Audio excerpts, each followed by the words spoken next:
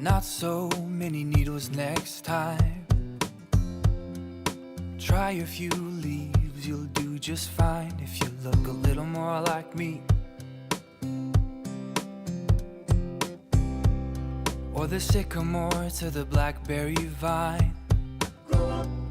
Just let go your thorns, grow your branches tall like mine. We'd all be better if you looked a little more like me. Ooh, nah, but we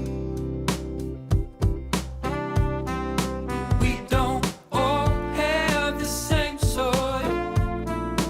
We don't all have the same soil. We don't all have, no, we don't all have.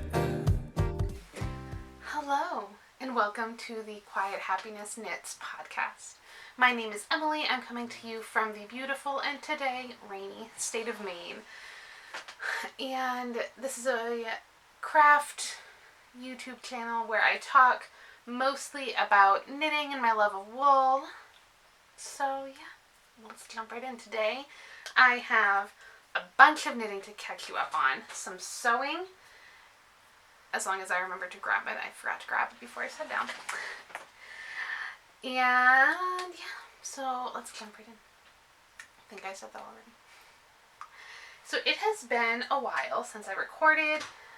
I feel like I talk about this all the time, but I also feel like I need to mention it just because it explains a lot about me. But I am a tax accountant. I refer to myself as a little baby accountant because I'm still new. So that takes up my time. Here in the US, our tax deadline is April 15th. Normally it is. Last 2 years it's gotten extended, but. So that takes up my time through the winter. I still find time to knit, but not necessarily to sit down and talk about it. So here I am. Today, I don't know when I will upload this, but today is May 31st. Memorial Day. It's a long weekend here in the US, so I have time to sit down and chat with you. I was hoping to be able to record my first spring podcast outside, but like I said, it is raining. And it has been raining all weekend. So I just figured I might as well sit down and start recording while I have time instead of waiting for the rain to stop, because it probably won't. So I do not remember what I talked, like really all the things that I've worked on since the last time I would have recorded. So I'm just going to jump right in with the things that I have finished in May and the things that I'm working on.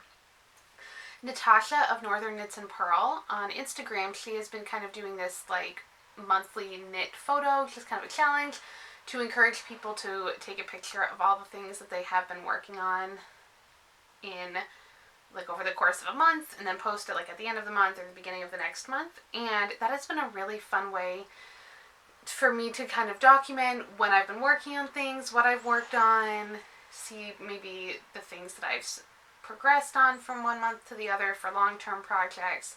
So that's been really fun. So I'm basically will be talking about the things that were in my May picture that I just took right before I sat down, and a couple other related things that I worked on in April. So to begin with, we'll start small, and we will start with socks.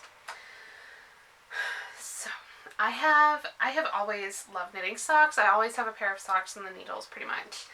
But I think over the past year I've gotten to kind of become Instagram friends with other young knitters who are sock designers, and I love all of their patterns, and they're my Instagram knitting friends, so I want to support them all at the same time. Most of I've been able to kind of virtually meet a few more knitters over this past year. Emma of Bloom and Create on Instagram started doing some young knitters Zoom knit nights, a couple times a month. So that's been really fun to still, because I was really missing my in-person craft nights that I just started going to in the fall of 2019. And so it was really fun to be able to get to, virtually get together with people and to participate in those. And then Emma also started a Patreon, which is delightful and I love. And so she's also been doing a couple of Patreon knit nights. So that's been a fun way to get to meet some new knitting friends. So all of these socks I'm going to talk about are kind of sock designers that I've gotten to know a little bit better over the past year. So since I'm talking about her, I will jump right in to two pairs of socks that I knit from Emma of Bloom and Create's sock patterns. And I have knit several of her patterns. So the first pair of socks I want to talk about are the Rumphius socks. And I knit these out of a sock set from 6 and 7 Fiber. It is her Mrs. Weasley sock set. And I love 6 and 7 Fiber. And she has a bunch of sock sets that are 5 mini skeins that are kind of set up as sets. I believe it's called the Sprocket pattern that uses 5 mini skeins, but they were perfect for knitting these socks. These are all over color work. You have kind of these little, almost like little seeds in the colorwork stripes.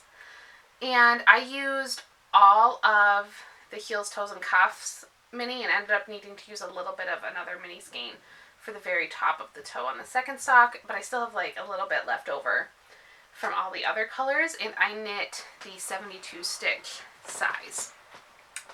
And Emma even has the gusset decreases charted because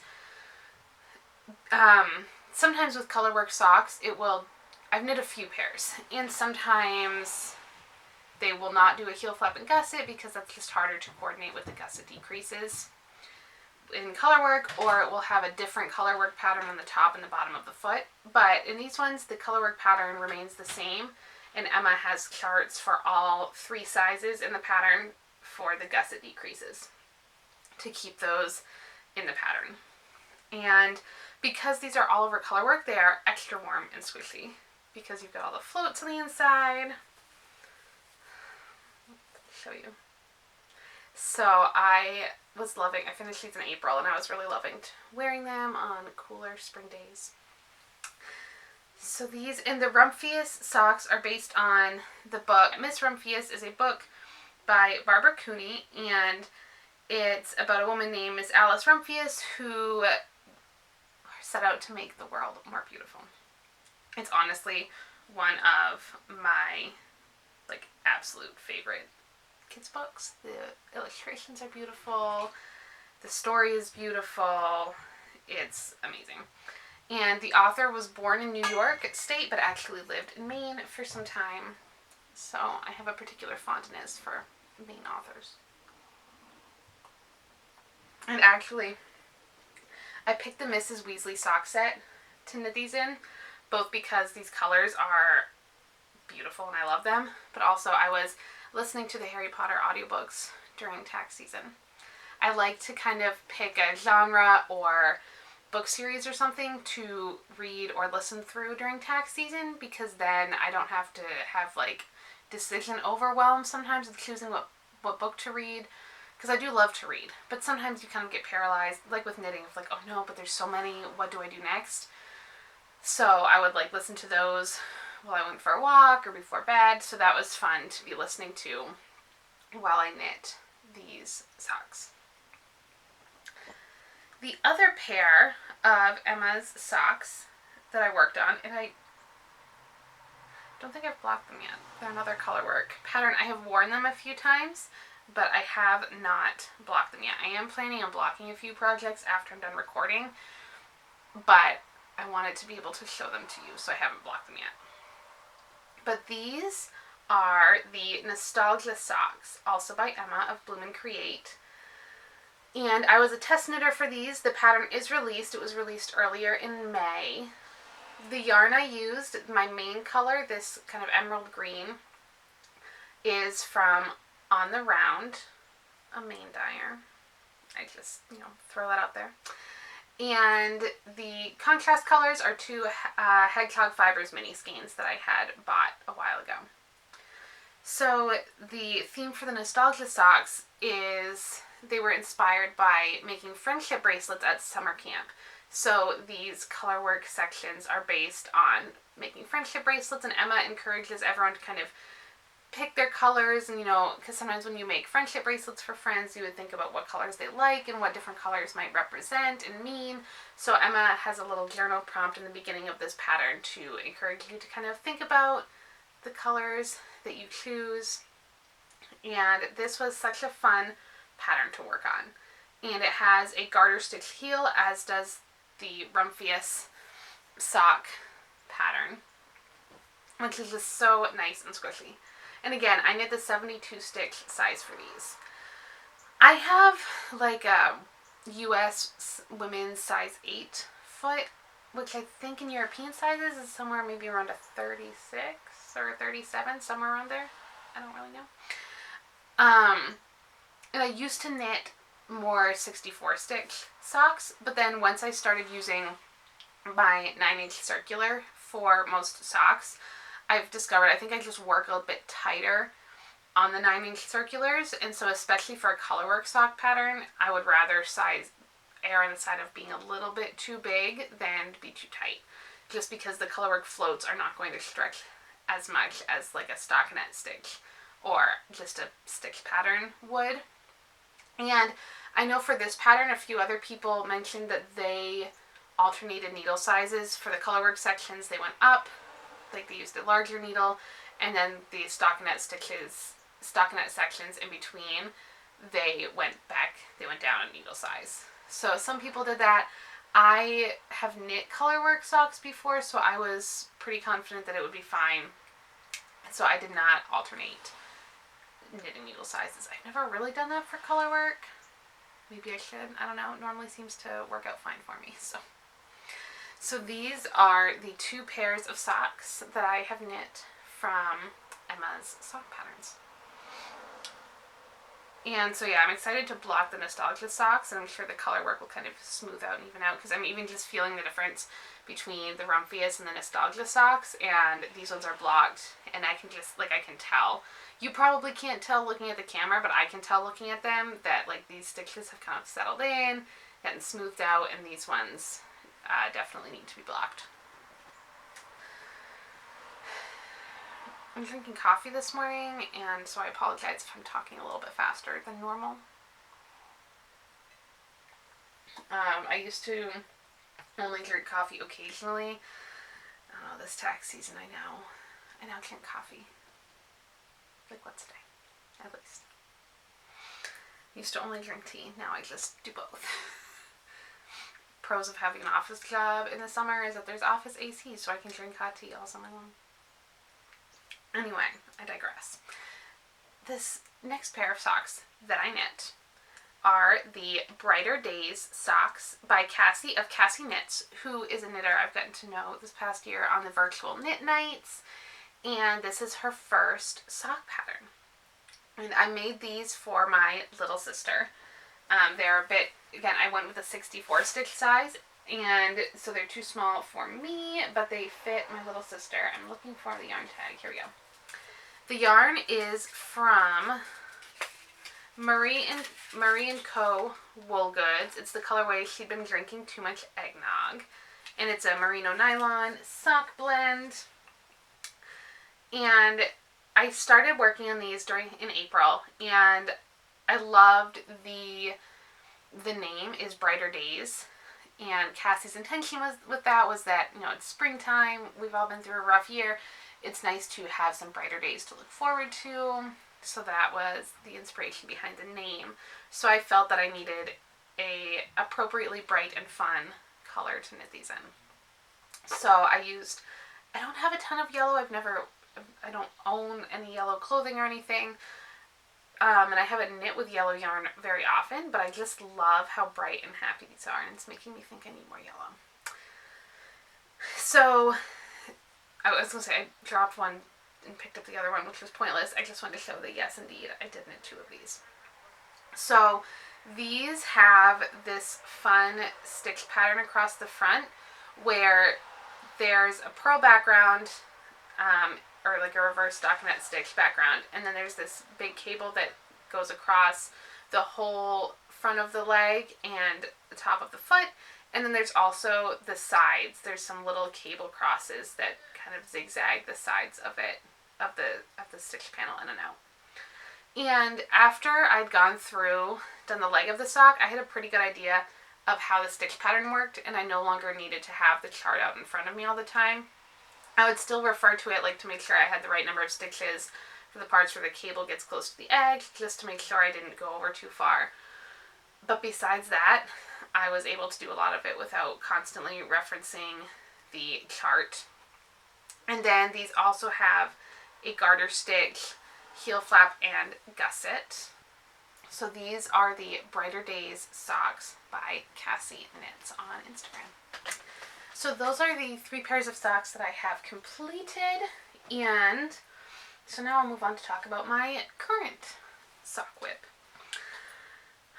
Oh, I always forget to mention this. But you can find links to everything that I'm going to be talking about in the description box below here on YouTube. I normally link the pattern and the yarn, and I try to find non-Ravelry links whenever they are available. And then if you use Ravelry, you can search for the pattern there. But I know that, especially now that after March, having your Ravelry set to the classic Ravelry webpage is no longer an option, and they have not made any steps towards increasing accessibility. And so I know there are people who are not able to be on Ravelry because of that, and people who have chosen not to use Ravelry because of that. I am still using Ravelry to log my projects, but I am, whenever possible, purchasing patterns off of Ravelry and prioritizing ones that I'm able to find off of Ravelry. But I also know that for designers, Ravelry is it's a place where a lot of people can find their patterns. It's easier to find a pattern from a new designer, somebody you don't already follow on Instagram or something, by using the search functions on Ravelry. But I am using, whenever I can, buying patterns off of Ravelry, and so far, all of the ones I'm talking about, all these socks are available on Etsy. So, but in the description box below, I will say that it's a Ravelry link, just so that you can know if that's a problem for you. I don't want anyone to click on a link and not realize that it's headed to Ravelry, and then because I know people have had migraines from looking at the website, which is just awful. But yeah, so that's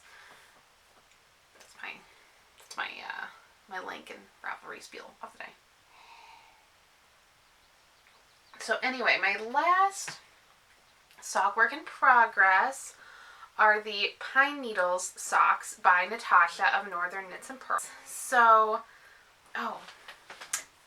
let me remember, I'm wearing the other of Natasha's patterns that I have worked on, so let me take that off so I can show you when I'm done talking about these ones.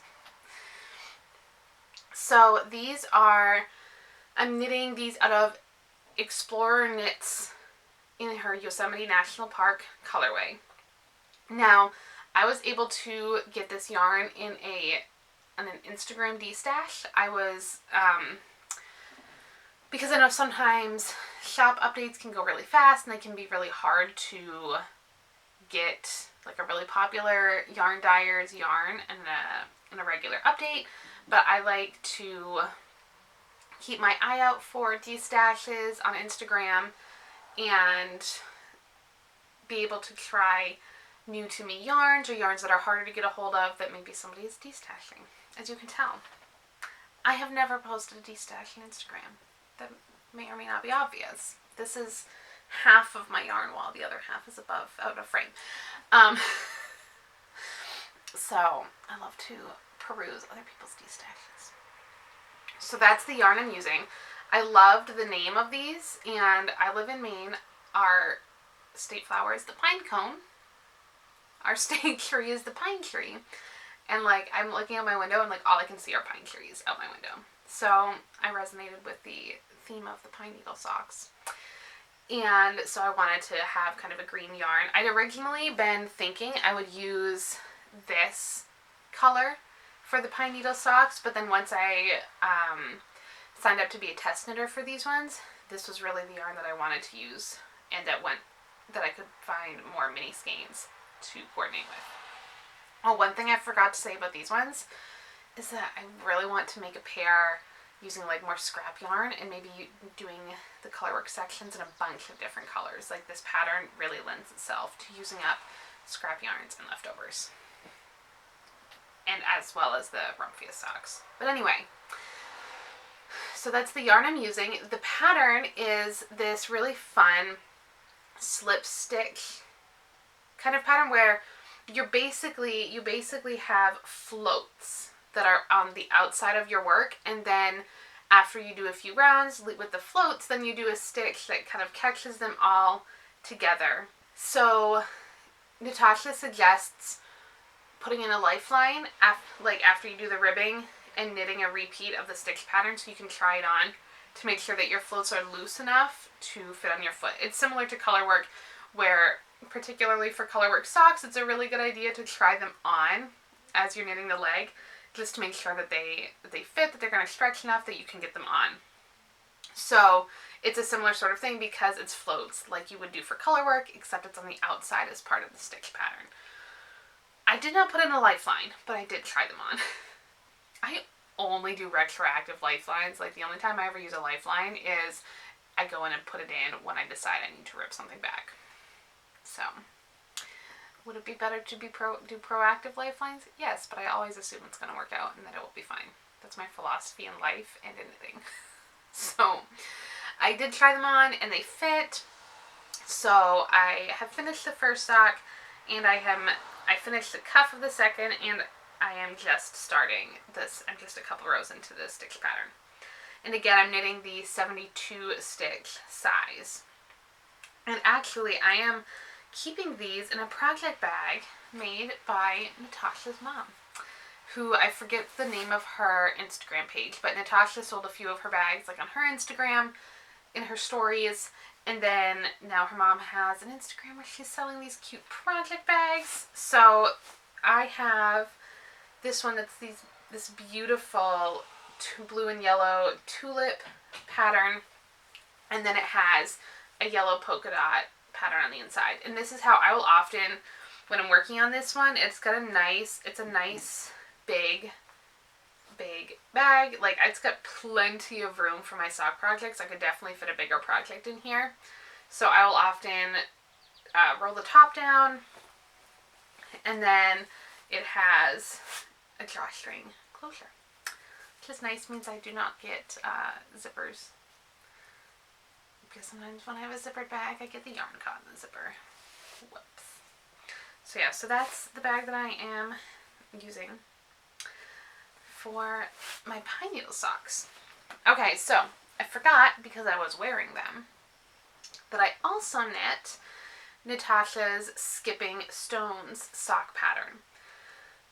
And the yarn is from Sunday Fiber Co.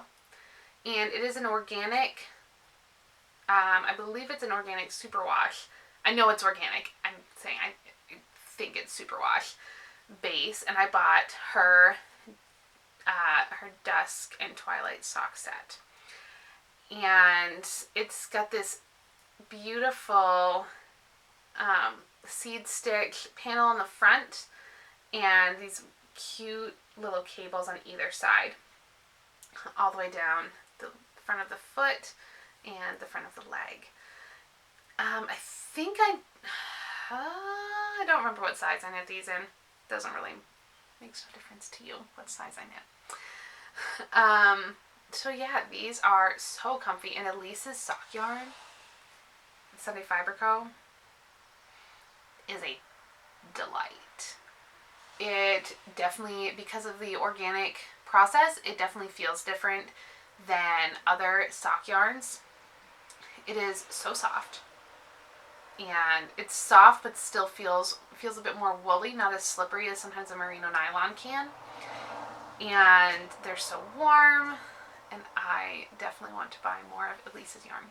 Elise is based in Canada, as is Natasha. So shipping is a little bit different coming from Canada than coming from somewhere in the US. So, but worth it. So I may buy more than just one sock set next time I buy some of Elise's yarn, because there's definitely going to be a next time. And her colorways are so beautiful and just really cohesive and work together really, really well. So, okay, now I think that's all that I have for socks. So let's move on. Let's move on to shawls. So I am working on the Broadturn hat, which is, actually I'll hold it up the way that it will be worn, which is a triangular shawl with so you knit a garter stitch triangle shawl, and then you pick up stitches and do a lace edging. The pattern is from the book Main Knits by Beatrice, Perron, Dahlen, and I don't know that this is a few years old. I don't know that there are any of the physical copies of the books available, but you can get the patterns on Ravelry. And this was a collaboration that Beatrice put together with several other main designers. I have knit several patterns out of this book, but the Broadturn hat is designed by Beatrice, Perron, Dahlen, and it's named after there's a farm, it's actually close to my house, called Broadturn Farm. I have some flowers from there, actually. If you have ever looked at any of the Taproot magazines, sometimes the farmers, Stacy, who's one of the farmers at Broadturn Farm, has written some different articles and things in the Taproot magazines. So this is the shawl. Now in the pattern, it calls for using a contrast color for the lace edging. I didn't really have any contrast colors that I thought went with my main color of yarn, and it's a bit of a lighter fingering weight, so I didn't really have anything that went with it, and I was going to have plenty of the main color, so I am doing the lace edging in the main color as well. The yarn is from Skinny Flying Sheep. It's 100% blue-faced Leicester, and it was 8 ounces of yarn, 1,135 yards, all in like one big skein.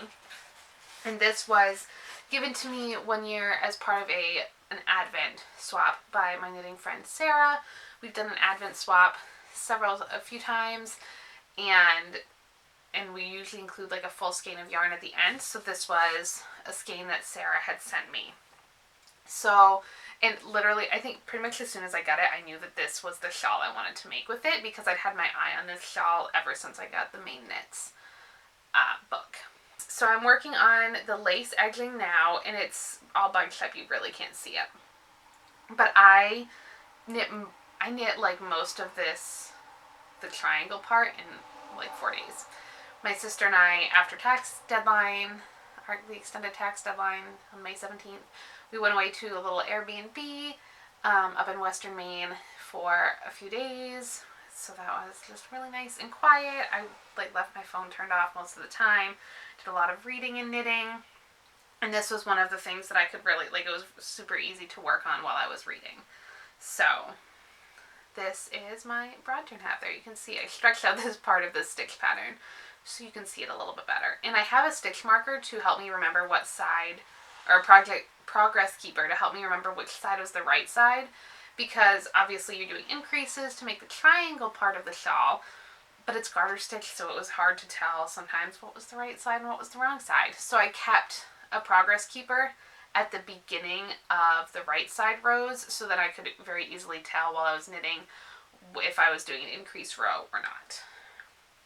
So yeah, and the yarn is so soft. and it's such a fun color. A perfect like neutral, but because it's kind of a hand-dyed yarn, it's got some variegation that makes it interesting. So I don't really have any like brown or tan shawls, so I'm excited for this one to just be a really nice, super cozy, neutral colored shawl. And it squishes up very nicely into this like little bag. It doesn't even, it just squishes so nice.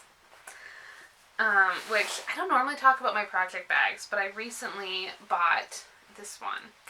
This is an Anne of Green Gables themed bag, and it's from Fate's Thread, who I've bought. She has a lot of themed bags for different books, movies, TV shows.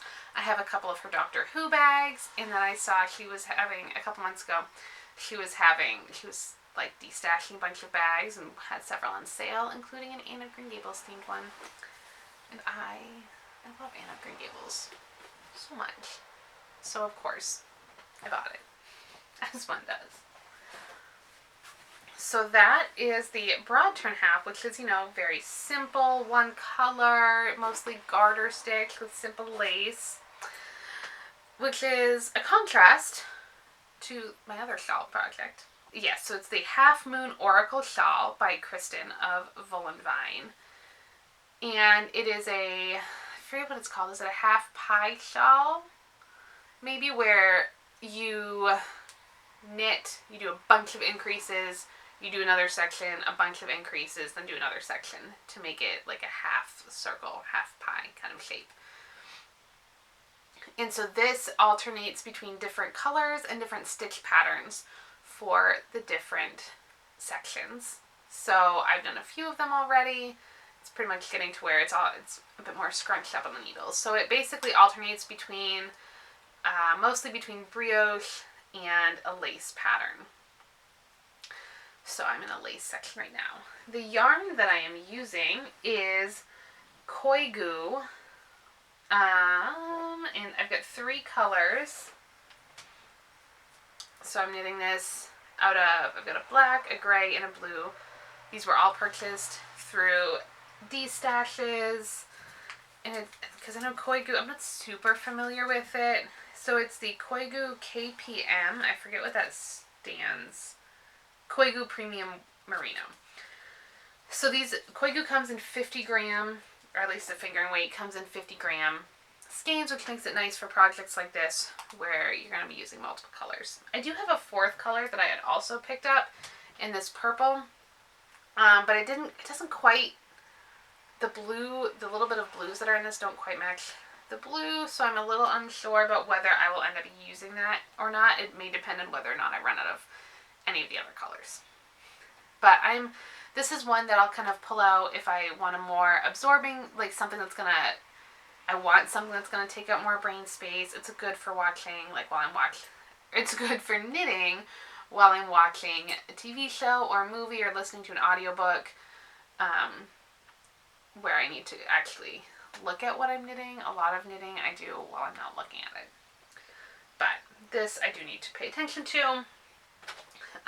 But that's been a really fun shawl to work on. I like to have one project going that takes more brain space like that for those times when that's what I want to work on. I like to alternate between more complicated projects and projects that are just really easy and mindless. So those are my shawl works in progress. Now I have a couple of sweaters I would like to talk about. The first one, everything's done. I just need to pick out some buttons, either see if I have any already or go and buy some somewhere.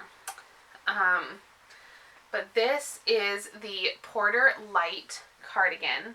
It's another Beatrice, Perron, Dahlen design. I've had my eye on it for a while. And it has a honeycomb cable stitch panel in the center of the back with these other cables next to it. And then that's mirrored on the front just because it's a cardigan. The honeycomb section is smaller and it's on the 2 fronts. And then it has, I don't forget what this cable pattern is called, but it's also on the sleeves. And the rest of everything that's not in a cable is in the, I think it's moss stitch.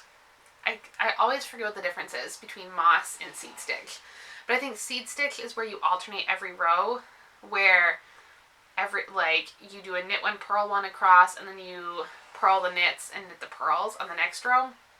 I think moss stitch is where you alternate every 2 rounds. So you do 2 rows of knit one, purl one, and then 2 rows of purl one, knit one to alternate. So that is what's on the rest of the body of this. And actually, I was just talking about like mindless knits and knits that are more like absorb my attention. I found this to be a relatively mindless knit because the honeycomb cables happen every right side row. So I didn't have to do any counting, didn't have to think about that. And then these other ones happened every 4 rows. So it was really easy to be like, okay, I'm on a right side row. And it was just really easy to look and tell whether I needed the cable or not. I wasn't, some cable patterns, if there's like 6 or 8 rows in between the cables, I have to keep counting to see how many more rows I need to do. But for these ones, this was every row, or every right side row, this was every other right side row. So I was able to work on this while reading. I learned how to read while knitting in middle school, so I don't remember. I don't really have any tips. If you would like to learn how to knit while reading, my biggest tip is to get a book stand. So you can like prop your book up. I used to just like have it propped open with another book in front of me and I was like all hunched over. Not great.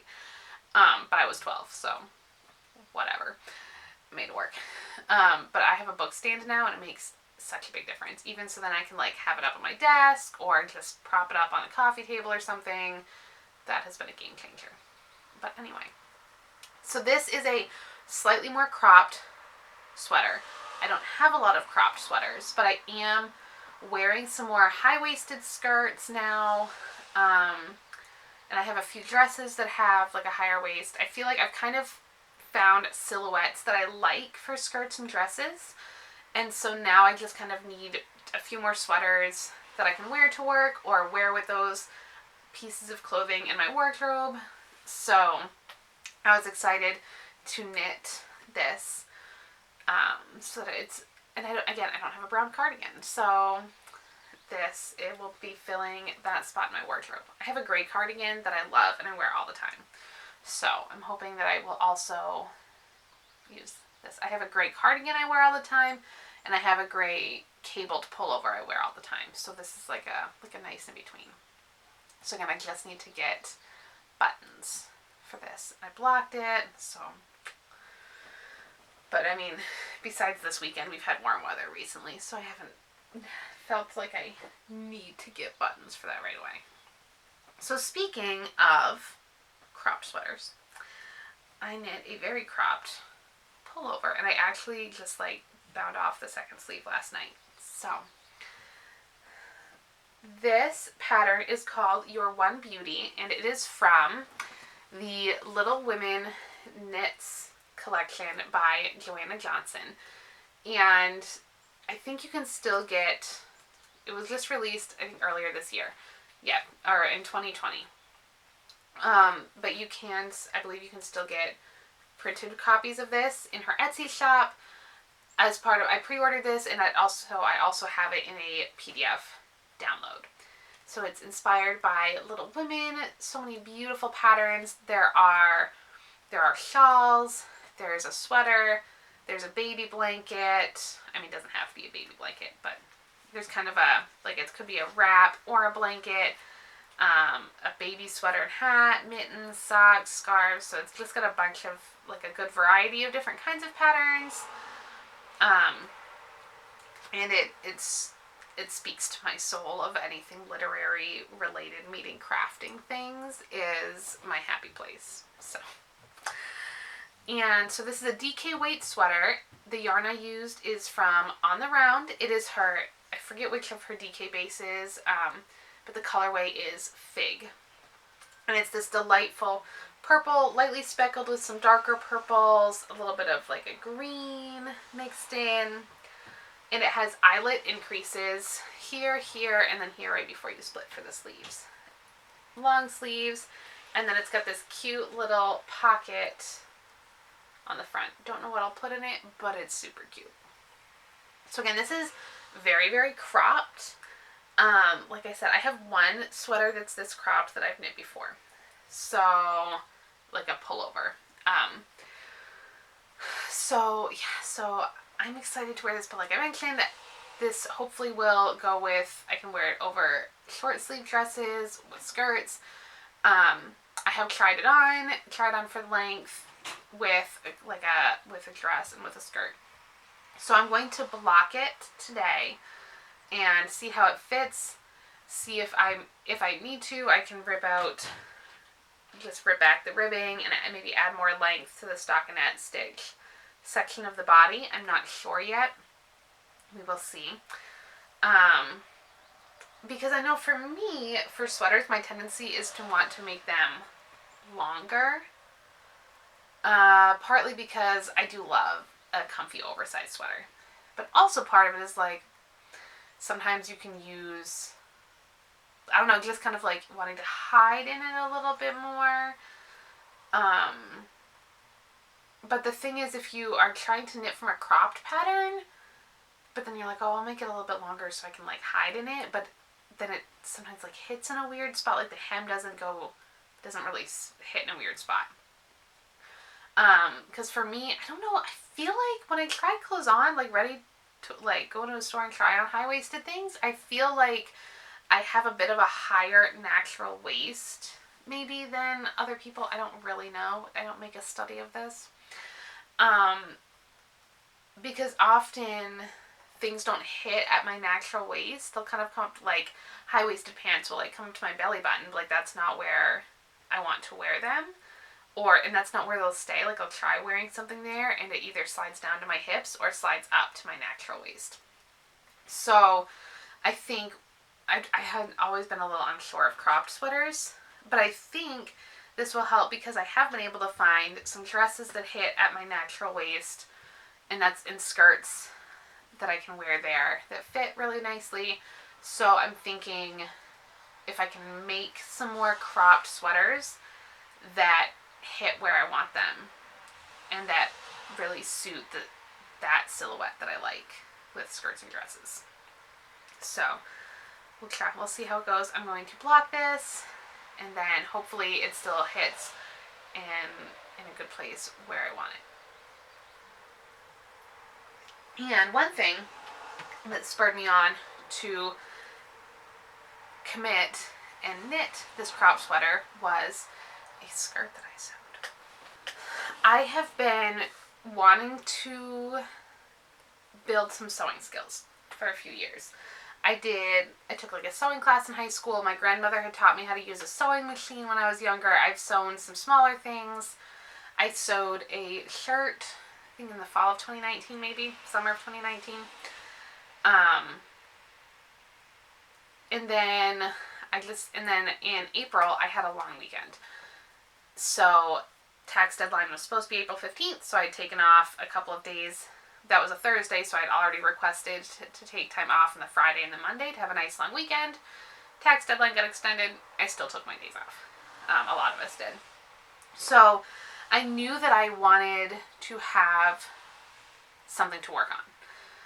I know that it's important to build in theory I know this, that it's important to like give yourself time to rest and not try to be productive even while you're resting. But I also knew that I was going to have a 4-day weekend and that it's helpful to maybe have some ideas of things you'd like to do so then I didn't just default to like watching Netflix. So I decided that I would plan a sewing project. And for me, part of my hold up with sewing is that I don't have anywhere that I can leave sewing things set up. But I was going to be pretty much the only one home that weekend so that I could make a mess, spread things out, and nobody would care.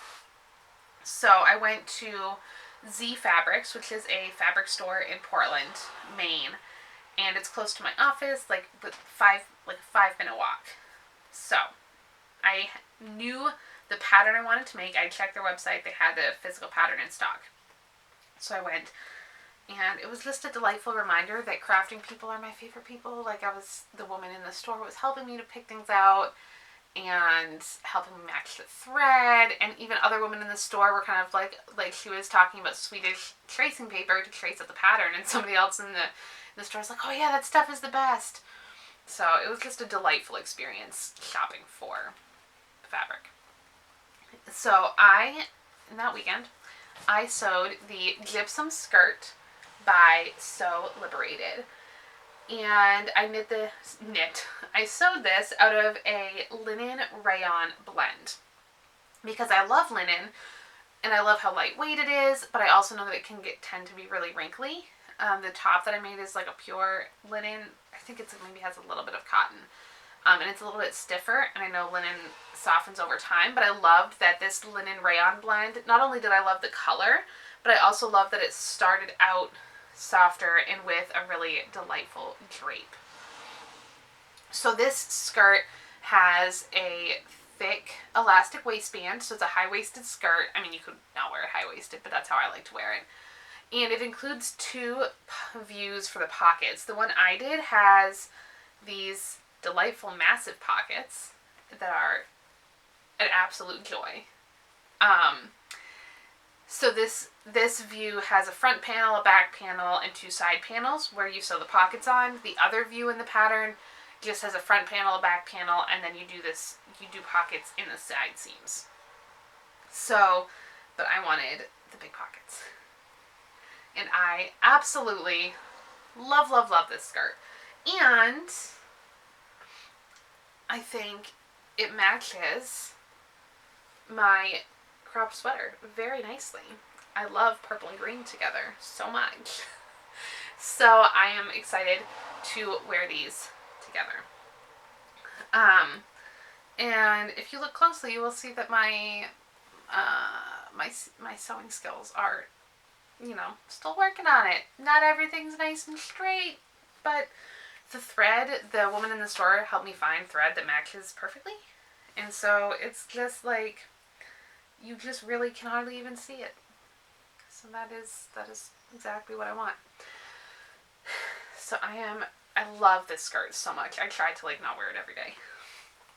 I did after I made this, I went back to the Z Fabrics and I bought more of this fabric in a gray to sew a second skirt.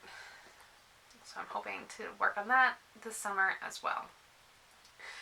I had to talk myself out of buying blue fabric because I already have several blue skirts, and maybe I don't need another one right away. But I got a nice gray fabric, so I'll make another one. My goal, I would also like to make, I don't know how to say it, Aranite pants by Sew Liberated, which is the pants version of this skirt. Same waistband, same pockets, but pants. I have not made pants before. I think I made a pair of pajama pants in my high school sewing class that I took. And I was chatting with someone on Instagram that had posted about a pair of pants they had sewn, and she suggested sewing, since I haven't really done pants, sewing pajama pants first. So I think that's what I'll do. I'll have to figure that out. So I think I'll have to sew, or I think I would like to try sewing a pair of pajama pants first, and then, get all my measurements and everything for that, try those on, and then I can maybe try a different, I don't know if I'll do the Aranite pants first. I may find a more simple and basic pants pattern. I haven't decided yet, because I would love to have a pair of linen pants, but like I mentioned, I just have never been able to find a pair of linen pants where the waist hits me where I want them. Because I like the idea of higher waisted ones, but I just haven't found any that fit. So I'll make some, like you do. So that is something I'd like to work on. We'll see if I get that done this summer or not. But the other thing that I sewed, after I sewed that skirt, and the next weekend I was still kind of on a sewing high, I wanted to sew something else. But but I didn't have more fabric yet. I had like 1.5 yards of this other linen cotton blend that I bought at some point, like from fabric.com or something, and I'm sure I had plans for it, but I forgot what they were. So then I decided, I was looking through to see, like, my Taproot magazines that I have. Sometimes those have sewing patterns in them. I also have most of the issues of the Making magazine, which has a lot of sewing patterns in it. So from one of the issues of Making magazine, I found an apron pattern. And I didn't need to download any patterns pieces or anything. It told you what measurements to use, because it's basically just a big rectangle with straps and pockets. So it's, I'll put in some pictures of me wearing it, because you're not going to be able to see it like this. But basically it's kind of like a wrap apron, crosses in the back, and it has a pocket on the front, and then it has a side pocket. And I don't wear aprons a whole lot. I don't do a lot of cooking. When I do, I forget to wear an apron. But it just seemed like a really fun way, another way, even just to practice hemming, practice different things, use this fun, like this purple fabric that I love the color of. If you couldn't tell, I'm a purple fan. So it was just a really fun, I was able to get it done in like a day, in less than a day, like in an afternoon. So yeah, and I am attempting a little garden this year. I had a small garden last year, so I'm trying most of the same plants again this year. So I thought this would be something that I could also wear while I'm gardening. So yeah, so those are the two things that I have sewn. So yeah, and again, because it has more linen in it, this fabric is a bit more prone to slight wrinkling, but it's an apron, so I don't care. I'm not gonna like wear it to work or anything. Whew. Wow, we made it. If you made it through, good for you, because that's, my camera records in like 20-minute segments, and I've had to get up and go grab things or get up and go do something a couple of times, so I have no idea how long I have talked for.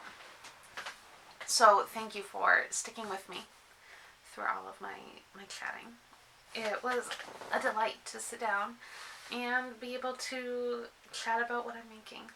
I would love to know what you are making, if you have any plans for things you'd like to do this summer. For crafting, I am taking a sheep to shawl workshop at a local farm this summer, and I am so excited. Let me make sure I think all the spots are taken for this workshop. But it's a sheep to shawl workshop at Mindful Folk Farm in New Gloucester, Maine. And I haven't used it yet. But I do have 2 skeins of yarn that I bought from Mindful Folk. They have yarn that's from their own sheep, and it's naturally dyed skeins. And they are so beautiful. It's 60% fin wool and 40% mohair. Oh, this is so beautiful. I'm thinking I might put it together with this yarn that I got from Wing and a Prayer Farm to make something. Who knows? So yeah, I'm excited to be taking that workshop this summer. So yeah, I'll hang that up later. I would love to know what your spring and summer making plans are, whether it's gardening or sewing or knitting or home renovations, whatever. So let me know down below what your summer making plans are. I have a couple more sweaters that are in my queue. I have to decide what one I want to knit next. I think I need one of the needles that are in my Broadturn hat, so it's going to force me to finish that before I cast on another sweater. But we'll see. We will see. So thank you so much for watching. Thank you for returning if you are an old previous viewer. Thank you for checking out my podcast if you are a new viewer. And I just hope that you have the best day available to you.